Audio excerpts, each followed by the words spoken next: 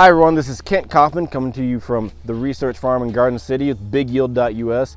Today we're going to talk a little bit about podworm. So we've noticed some podworms in our soybeans here, also known as the corn earworm. And so one of the big things that the podworm does in your soybeans, it'll start off eating your leaves like you see here, but then it'll move on to your pods, especially when your pods are filling. And so it can be significantly yield limiting if it gets to your pods before you can harvest.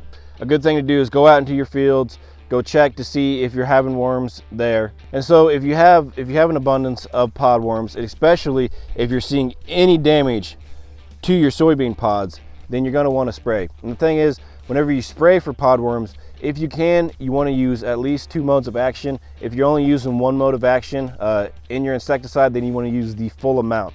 So say you're using something like silencer that has, a 1.2 to 4 ounce rate, you want to use that whole 4 ounce rate whenever you're spraying for these, so that way you're not getting an aphid infection after you kill your podworms. All right, and so I'd like to thank you all for joining us here at the Research Farm, BigYield.us. Check us out online.